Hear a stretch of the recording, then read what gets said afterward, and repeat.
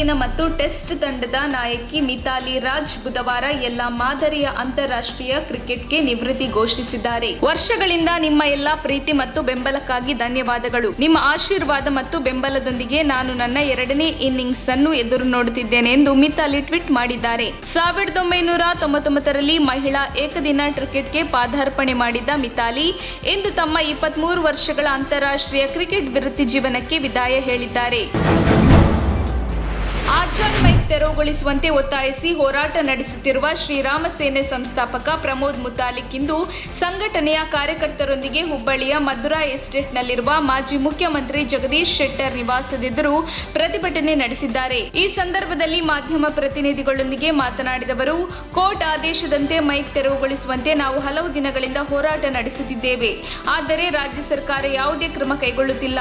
ಉತ್ತರ ಪ್ರದೇಶದಲ್ಲಿ ಯೋಗಿ ಆದಿತ್ಯನಾಥ್ ಸರ್ಕಾರ 60,000ಕ್ಕೂ ಅಧಿಕ ಮೈಕ್ಗಳನ್ನು ತೆರವುಗೊಳಿಸಿದೆ. ಆದರೆ ರಾಜ್ಯದಲ್ಲಿ ಈ ಕಾರ್ಯ ಆಗುತ್ತಿಲ್ಲ ಎಂದು ಕಿಡಿಕಾರಿದರು.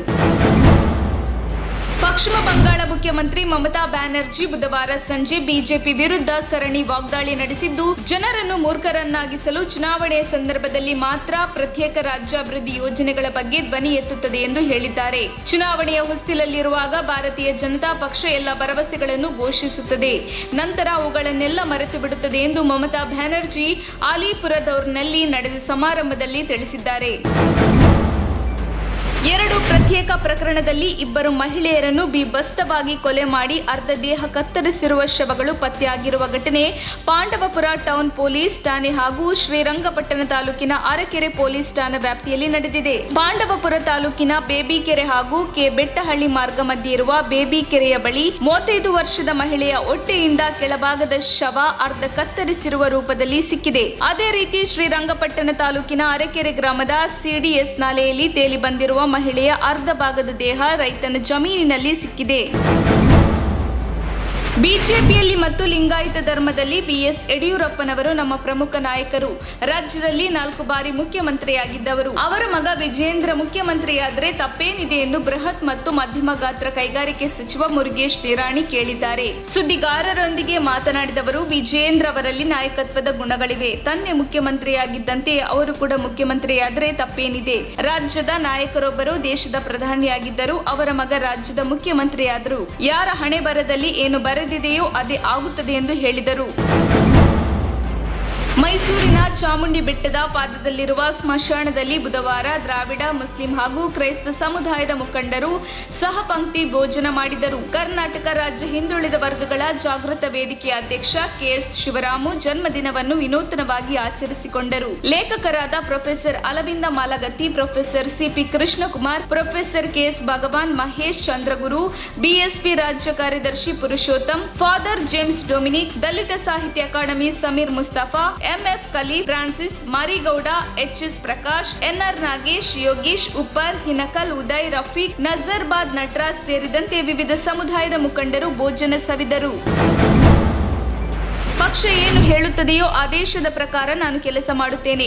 ಯಡಿಯೂರಪ್ಪ ಅವರು ಮುಖ್ಯಮಂತ್ರಿಯಾಗಿದ್ದ ಸಂದರ್ಭದಲ್ಲಿ, ಅಭಿವೃದ್ಧಿ ಕೆಲಸ ಮಾಡಿದ ಸಂದರ್ಭದಲ್ಲಿ ಯಡಿಯೂರಪ್ಪ ಅವರು ಮುಖ್ಯಮಂತ್ರಿಯಾಗಿ ಮುಂದುವರಿದರೆ ನಮ್ಮ ಪಕ್ಷಕ್ಕೆ ಭವಿಷ್ಯವಿಲ್ಲೆಂದು ವಿರೋಧ ಪಕ್ಷದವರೆಲ್ಲ ಸೇರಿ ಚೂರಿ ಹಾಕುವ ಕೆಲಸ ಮಾಡಿದರು ಎಂದು ರಾಜ್ಯ ಬಿಜೆಪಿ ಉಪಾಧ್ಯಕ್ಷ ಬಿವೈ ವಿಜೇಂದ್ರ ಹೇಳಿದರು. ನಾನು ಹಿಂದೆ ಪಕ್ಷದ ಯುವ ಮೋರ್ಚಾ ಪ್ರಧಾನ ಕಾರ್ಯದರ್ಶಿಯಾಗಿ ಕೆಲಸ ಮಾಡಿದ್ದೇನೆ. ಈಗ ರಾಜ್ಯದ ಉಪಾಧ್ಯಕ್ಷನಾಗಿ ಪಕ್ಷ ಕೆಲಸ ಕೊಟ್ಟಿದೆ. ಯಶಸ್ವಿಯಾಗಿ ಅದನ್ನು ಕೂಡ ನೆರವೇರಿಸುತ್ತಾ ಕೆಲಸವನ್ನು ಮಾಡಿಕೊಂಡು ಹೋಗುತ್ತಿದ್ದೇನೆ ಎಂದು ಇದೇ ವೇಳೆ ಅವರು ಹೇಳಿದರು. ಪಠ್ಯಪುಸ್ತಕ ಪರಿಷ್ಕರಣೆ ಮಾಡುವಾಗ ದೊಡ್ಡ ತಪ್ಪು ಮಾಡಬಾರದು. ಇಂತಹದೊಂದು ಜವಾಬ್ದಾರಿ ಸಿಕ್ಕಾಗ ಜಾಗರೂಕತೆಯಿಂದ ಇರಬೇಕು ಎಂದು ಶಿಕ್ಷಣ ಸಚಿವ ಬಿಸಿ ನಾಗೇಶ್ ಹೇಳಿದ್ದಾರೆ. ಧಾರವಾಡದಲ್ಲಿ ಮಾಧ್ಯಮಗಳೊಂದಿಗೆ ಮಾತನಾಡಿದವರು, ಪಠ್ಯದಲ್ಲಿ ತಪ್ಪು ಆಗಿದ್ದನ್ನು ನಾನು ಗಮನಿಸಿ ಅದನ್ನು ಮರು ಪರಿಷ್ಕರಣೆಗೆ ಮುಂದಾಗಿದ್ದೇವೆ. ಲೋಪದೋಷಗಳನ್ನು ಯಾರೇ ಕಂಡುಹಿಡಿದರೂ ಅದನ್ನು ಸರಿ ಮಾಡುತ್ತೇವೆ. ಯಾವುದೇ ತಪ್ಪನ್ನು ಮುಚ್ಚಿಡುವ ಕೆಲಸ ನಾವು ಮಾಡುತ್ತಿಲ್ಲ. ವಾದ ವಿವಾದ ಮಕ್ಕಳ ಮೇಲೆ ಪರಿಣಾಮ ಬೀರಬಾರದೆಂದು ಬಿಸಿ ನಾಗೇಶ್ ಹೇಳಿದರು.